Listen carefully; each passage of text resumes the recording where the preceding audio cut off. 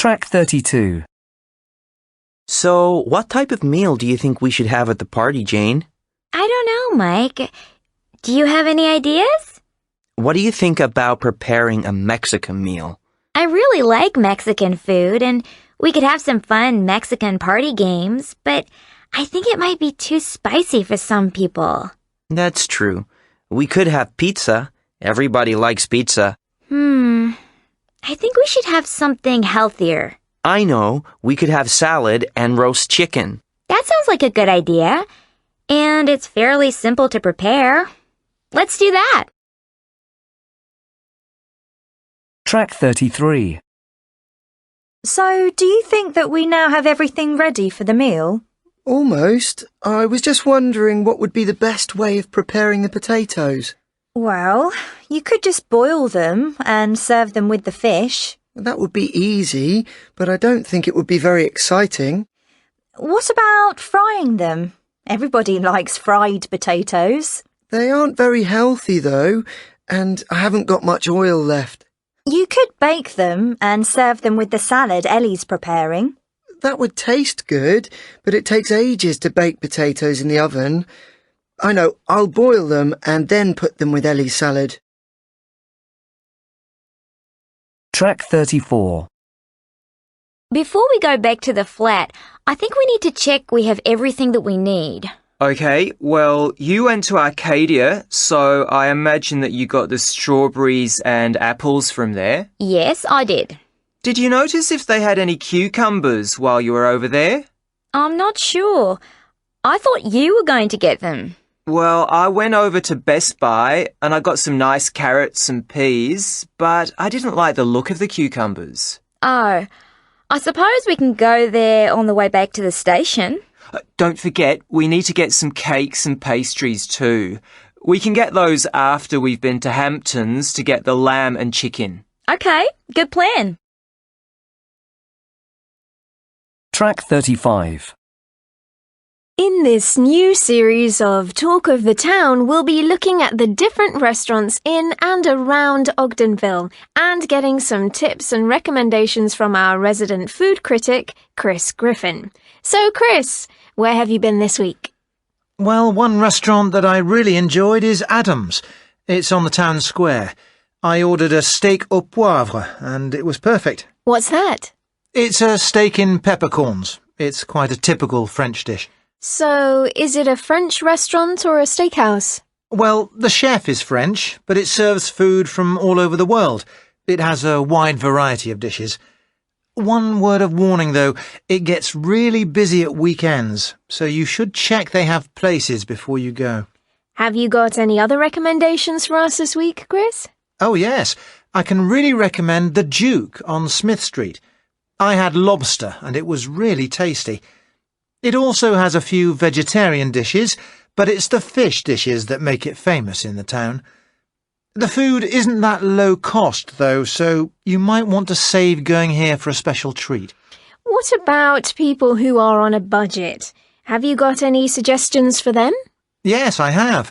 The Tower in Market Street is a fashionable restaurant where people can get a good meal at a reasonable price. I had a pizza, but it isn't a fast food restaurant. It specialises in all different types of food from Italy. I've heard that the lasagna is especially good. Thanks, Chris. You certainly have given us all food for thought. Track 36. I suppose one thing that everybody knows about Japanese, Chinese, and Korean cooking is that they all use chopsticks rather than knives and forks like people in the West. The chopsticks that people use in the different countries are quite different, though. In China, the chopsticks tend to be made of wood and are round at the end, whereas in Korea they're made of stainless steel and are rough at the end. This is because in the past, the emperor would use silver chopsticks, as they changed color if there was any poison in the dish. They can be quite tricky to use, but in Korea people use a spoon to eat their rice. In Japan, they use a variety of things to make chopsticks. Wood and plastic are the most popular now, but you can find bone, metal, and even ivory ones.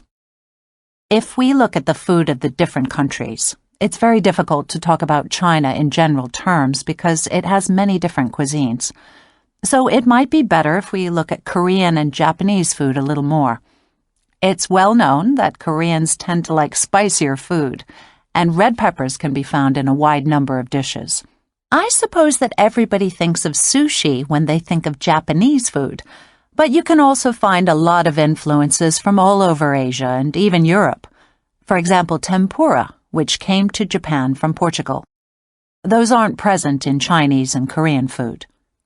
Traditionally, in both Japan and in Korea, meat plays less of an important role than in Europe, perhaps because it's so expensive due to the lack of space for keeping animals. That said, both the Japanese and Koreans enjoy meat. Barbecues of all types are popular in Korea, and beef forms the basis of many special meals in both of the countries. Now, moving back to Chinese cuisine. Track 37. Today in the studio, I am pleased to have with me the famous chef Graham Shepherd. Graham has just come back from Beijing in China, where he was making a TV programme on the food you can try in this historic city. So, Graham, what can you tell us about your trip? Was it how you expected it to be? It was quite surprising, really. I suppose that most people think of Beijing duck when they think of Beijing. And I did try some of this tasty traditional dish. But with so many people from all over the country living in Beijing, there really are a lot of different foods from all regions of the country. One dish that I really enjoyed and I didn't expect to find was kebabs. These tasty snacks are originally from northwest China, but they're very popular street food in Beijing. They're especially popular as a tasty snack at lunchtime for school pupils. They have less meat and more vegetables than we are used to, so they're a bit healthier. I'm sure that most people have tried kebabs, but did you try anything that might be unusual for our listeners? Oh yes, one of the things that I had was jellyfish. It added a nice texture to the dish, but I thought it didn't taste of much. One dish that did have a strong taste was hot pot. The dish I had was made in the Sichuan style, so it was very spicy. What I found interesting was that the hot pot was put on a hot plate in the center of the table, and we were given a dish of raw food, and we chose what we wanted and put it into the pot ourselves, and got it out when it was ready. It was great fun, and very sociable, and very tasty. I'm sure that you tried some of the dishes that we all know and love too. Can you tell us something interesting about them? Of course, everybody knows about noodles and dumplings, but I doubt many people know how many different types there are. One of the highlights for me was learning how to make fresh noodles with a chef from northern China. The recipe of egg, salt, and wheat flour is quite simple, but to make the noodles by hand you need to be quite a skillful chef. Something which is much simpler to make are dumplings. The basic ingredients are flour and water, but the beauty of this dish is that it's very flexible. You can fill them with whatever you like. I especially enjoyed one with raw prawns, but all sorts of meat and vegetables can be put in them. Thanks, Graham. That's really interesting, but unfortunately we've run out of time. If you'd like to know more about Graham's adventures, the series will be starting on Thursday at 7 o'clock on Channel 9.